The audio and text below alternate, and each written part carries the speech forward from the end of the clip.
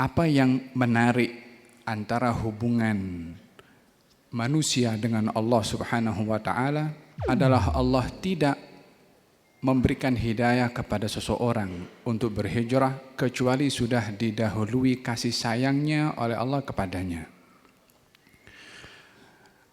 Dan bila mana kita ingin berbicara tentang hijrah,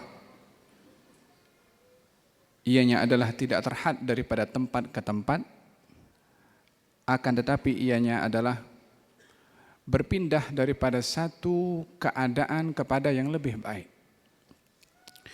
Bila mana kita melihat di dalam hadis Nabi Muhammad sallallahu alaihi wasallam ketika memberikan definisi tentang hijrah, katanya al-muhajir man hajara ma nahallahu anhu. Orang yang berhijrah ini adalah orang yang meninggalkan apa yang dilarang oleh Allah Subhanahu wa taala. Itu muhajir. Jadi arti hijrah itu sendiri kalau di zaman dahulu berpindah daripada satu tempat ke tempat. Setelah selesainya Fathu Makkah, hijrah itu adalah meninggalkan apa yang dilarang oleh Allah Subhanahu wa taala. Itulah definisi hijrah yang disebutkan oleh junjungan Nabi Muhammad sallallahu alaihi wasallam. Bila mana melihat di dalam sejarah hampir keseluruhan sahabat baginda Rasulullah sebelum berhijrah daripada Mekah ke Madinah terlebih dahulu berhijrah daripada kegelapan kepada cahaya. Sebelum hijrah berupa tempat sudah berhijrah di dalam hati. Daripada satu keadaan, daripada satu keyakinan yang batil kepada keyakinan yang hak. Kalau kita melihat di dalam sejarah para sahabat baginda Rasulullah sallallahu alaihi wasallam masing-masing mempunyai background yang macam-macam. Namun daripada mereka yang memiliki background yang macam-macam, ketika didahulukan oleh Allah kasih sayangnya dan hidayahnya, mereka berhijrah daripada keadaan mereka kepada keadaan yang lebih baik. Di antaranya baginda bersabda berdoa, Allahumma a'izzal Islam bi ahadil umarain. Ya Allah, muliakan Islam ini dengan salah seorang yang bernama Umar. Yang pertama Umar bin Khattab, yang kedua Amr bin Hisham. Kedua-dua orang ini dikenali dengan kegagahannya, dikenali dengan kekerasannya, sehingga orang pun takut ingin berhadapan dengan dua orang ini. Umar bin Khattab dan Amr bin Hisham. Nabi bersabda, muliakan Islam dengan salah seorang daripada mereka. Ini mereka waktu itu masih kedua-duanya berada dalam kekufuran. Nabi mengharapkan salah seorang diberi hidayah oleh Allah Subhanahu wa taala untuk masuk berhijrah daripada dunianya, daripada alamnya kepada Islam untuk mulia Islam dengan orang ini. yakni Islam ini memang sudah mulia. Allahumma a'izzal Islam, muliakan Islam dengan salah seorang bernama Umar. Dengan demikian hijrahnya seseorang daripada keadaan kepada yang lebih baik akan mengangkat martabat Islam yang memang sudah terangkat. Hidayah mendahului kepada Umar bin Khattab radhiyallahu anhu sehingga berhijrah daripada syirik kepada Islam, sehingga mulialah Islam ini dengan adanya Sayyidina Umar. Kata mereka para sahabat, dahulu kita ini gerun berhadapan dengan kaum musyrikin, setelah Umar masuk Islam kita merasa kuat dengan adanya Umar. Berapa Umar? Satu orang saja, yang usianya waktu itu masih di awal 30-an, masih anak muda. Ketika berhijrah, ianya menjadi sebab kemuliaan kepada Islam dan juga terhormatnya izzahnya Islam dengan Islamnya Sayyidina Umar ibn Khattab radhiyallahu anhu arda. Yang kedua, Mus'ab ibn Umair, salah seorang yang berhijrah juga, daripada seorang yang megah dengan kebendaannya, dengan materialnya, dikenali sebagai seorang yang kalau pakai baju tak semua orang boleh memilikinya karena mahalnya baju Mus'ab ibn Umair. Kalau pakai wangi-wangian tak semua orang mampu membelinya karena terlalu mahalnya wangi-wangian Mus'ab ibn Umair. Anak yang dimanjakan oleh ibunya yang kaya, namun ketika hidayah masuk, Allah memilihnya untuk beriman kepada baginda Rasulullah, maka ketika beriman dilucutkan segala apa kebendaan yang ada padanya, pemberian daripada ibunya dirampas. Bermula daripada pakaiannya, duitnya, wangi-wangiannya, sehingga tak ada bezanya Sayyidina Mus'ab ibn Umair bersama dengan sahabat-sahabat Nabi yang lainnya.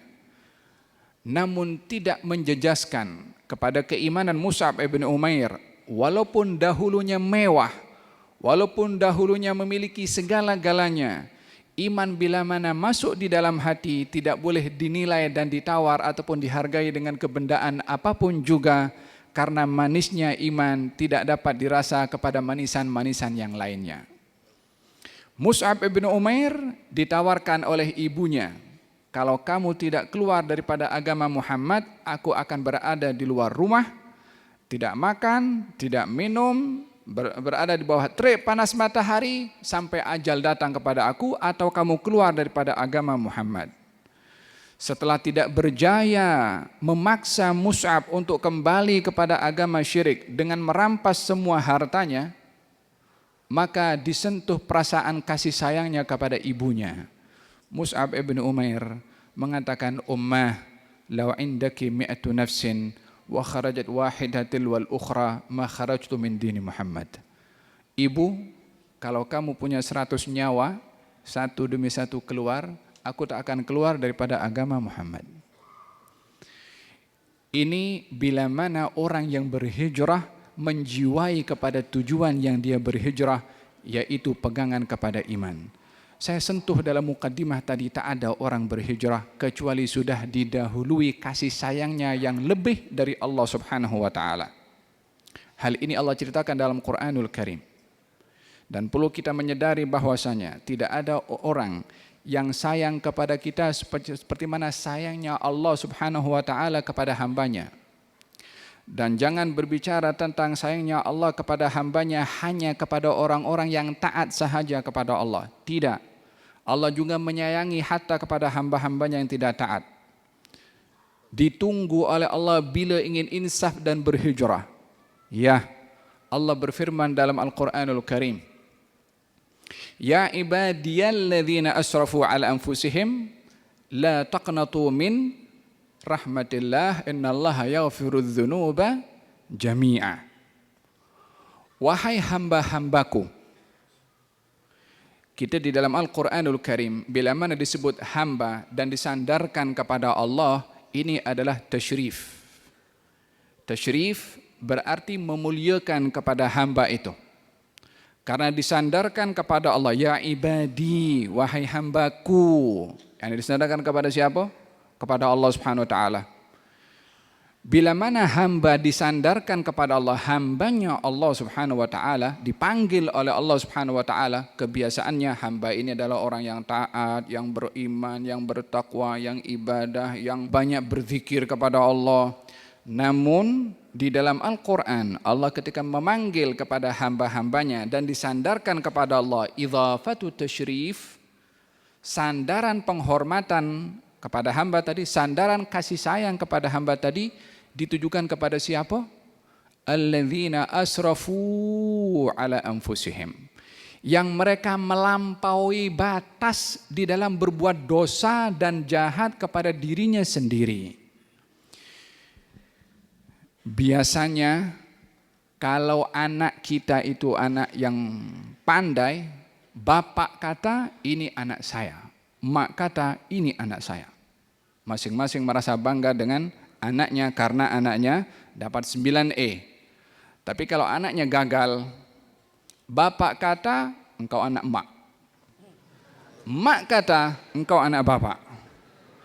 Disebabkan oleh karena gagalnya anak itu, masing-masing melempar kepada yang lain, walaupun anak itu anaknya mereka berdua. Tapi ingin disandarkan kepada dirinya kalau anak itu berjaya. Dan merasa dirinya tak senang hati kalau anaknya gagal sehingga dilemparkan kepada yang lainnya. Ini kondisi dalam manusia, suka kepada hal-hal yang memihak kepadanya dalam kebaikan. Namun Allah Subhanahu wa taala ketika menyebut kepada hamba-hambanya, bukan yang berdosa ya, yang melampaui batas dalam berdosa. Israf ini berlebih-lebihan dalam berbuat zalim kepada diri mereka sendiri. La taqnatu min rahmatillah. Jangan kamu putus asa untuk meraih rahmatnya Allah Subhanahu wa ta'ala. Sesungguhnya Allah mengampuni segala dosa. Bayangkan orang yang berdosa dan melampaui batas dalam dosanya dipanggil oleh Allah, wahai hambaku, jangan kamu putus asa. Walaupun berdosa, walaupun banyak melakukan maksiat, di sini Allah membuka ruang hijrah yang selebar-lebarnya. Jangan mengukur rahmat Allah dengan dosa yang kita lakukan. Idzan ayat ini berbicara tentang jemputan daripada Allah untuk berhijrah daripada mereka yang melampaui batas dalam melakukan perbuatan maksiat, diajak, diseru oleh Allah Subhanahu wa taala untuk berhijrah. Innallaha yu'tid dunya man yuhib wa man la yuhib wa la yu'tid dina illa man ahab. Allah tidak memberikan keduniaan kecuali diberi kepada orang yang ia suka dan orang yang Allah tak suka. Namun Allah tidak memberikan agama, hidayah, melainkan kepada orang yang disukai oleh Allah Subhanahu wa ta'ala. Maka pegangan pertama bagi mereka yang berhijrah adalah peganglah dengan melihat kasih sayangnya Allah kepada dia untuk diberi ampun oleh Allah Subhanahu wa ta'ala. Peneladanan kepada para sahabat yang hampir keseluruhannya adalah golongan daripada muhajirin.